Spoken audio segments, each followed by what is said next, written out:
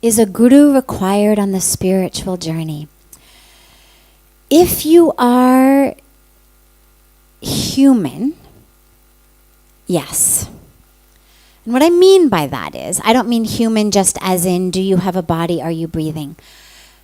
A guru is not required in theory.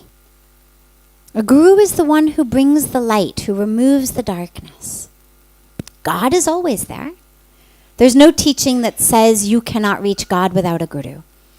But the reason I say if you're human is, one of the key challenges of being human is our own ego. Somebody teaches us something, we're learning something, and our own ego in there is thinking, well, that doesn't pertain to me, or, well, yeah, I already know that, or yeah, I can do that, or yeah, I'm smarter, or no, that's not right, or whatever it may be. So somebody could literally be shining the light in you, but you've got the curtains closed. Sun is there, sun is on. But if we're living in a dark room,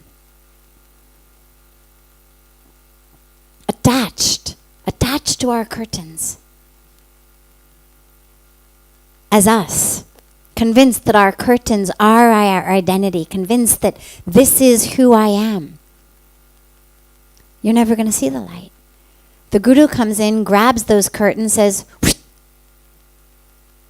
oh, there's the light. So if you happen to be free of that which makes us human, if you happen to be free of an ego,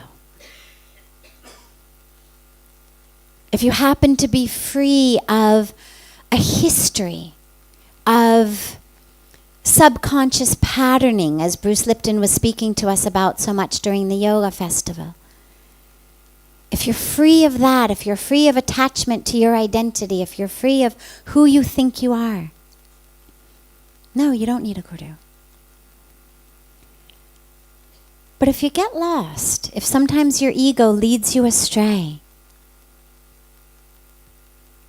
if you get caught up in judgment, if you get caught up in competition, if you get caught up in materialism, if you get caught up in who you think you are, yes, a guru is necessary, because the guru's the one who keeps you in line. And, as I always say, it's not always fun. Think about how a lump of clay feels on the potter's wheel that goes around and around and around. Yeah, it's getting smacked from all sides. The ego doesn't like it. But at the end of the day, what you've got is actually something that's something, Kailash Kher was here, the very famous singer was here the day before yesterday. And he was speaking so beautifully about Pujya Swamiji's role in his life.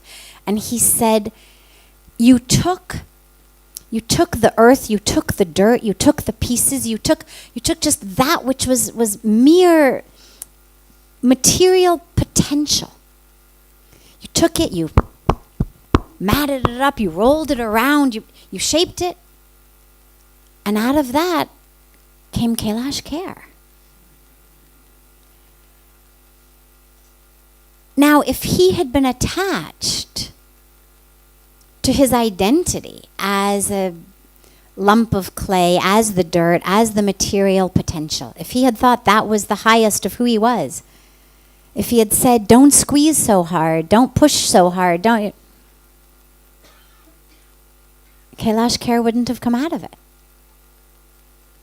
So it's not always fun. Doesn't always feel good to the ego. But at the end of the day, what you get is actually something that's of use to the world. on a potter's wheel, whether it's a vase, whether it's a cup, whether it's a bowl, whether it's just a beautiful object that brings light and joy. At least it's part of the flow of the universe.